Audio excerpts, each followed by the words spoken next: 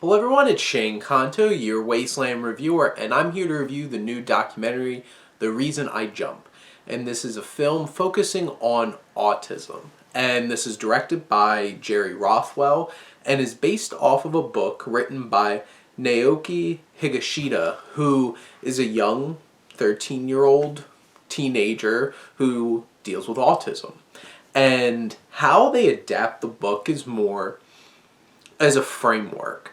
There's narration of Higashida's words and shots of him as a child, and it kind of sets the tone and sets the themes of what the film's actually going to be focusing on, because it's not specifically about him. And the film takes a look at a wide range of different experiences, and not only communication, friendship, but also cultural differences. It deals with trying to help young people dealing with autism be able to communicate and figuring out the ways that they can, instead of what's audibly coming out of their mouths, but in a different way, to actually portray what they're thinking so that we all can connect with them. You see these really meaningful interactions between two young people with autism and their friendship, and how their friendship is different than many friendships that we as neurotypical people might have. And you look at the different types of cultures, and there's one really sad one in Sierra Leone dealing with how there's such a stigma and how people are ostracized, where there's something put on the mother. How could you bring this type of being into the world? And it's really sad to listen to those different kinds of perspectives. It shows interviews with a variety of different people, whether it's those young people with autism who get a chance to voice their perspectives on things, which is refreshing.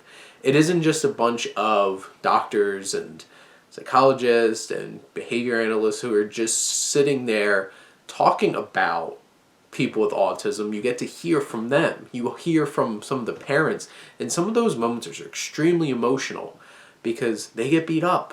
They don't know, like, nobody teaches you how to raise somebody that's not neurotypical, let alone he's not really, like, you become a parent, it's just like, go for it. And obviously there's other challenges there. There's a couple of moments where some of the parents get very emotional, and it's very moving. And then you look at how this film is shot, and the cinematography is beautiful. This is a beautifully shot film. It's engrossing. They take very intimate shots where you get to see little moments in the interactions of these young people with autism, and you see the little moments of how they are in their private lives, and like it's kind of like this secret eye watching them, and you really see into how they interact, and just even when they're alone. And there's some beautiful shots in this film that just evoke so much. And one really impressive thing that the film does is try to replicate, with really impeccable sound mixing and sound editing, how certain sounds can pull all the focus away from the world around somebody dealing with all of this sensory overload. And it's just one of these young people being followed by the camera, and then cuts to any given thing, whether it's just somebody picking like leaves up off the ground, the crunching, and it gets so loud at times, and it's on purpose because it's supposed to be replicating that overload.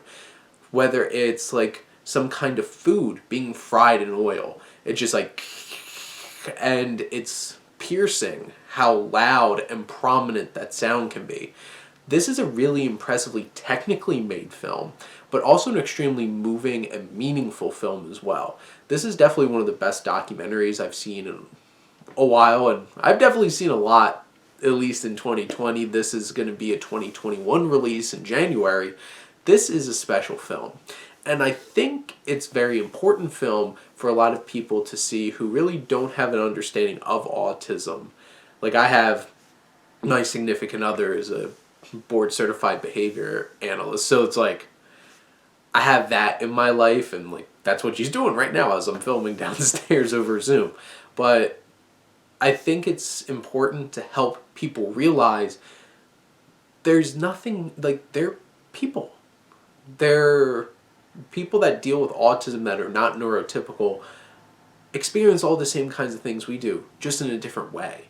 And I think this film really humanizes this topic, this idea, this experience. And it's awesome being able to be there and share in that experience, and it helps you understand it.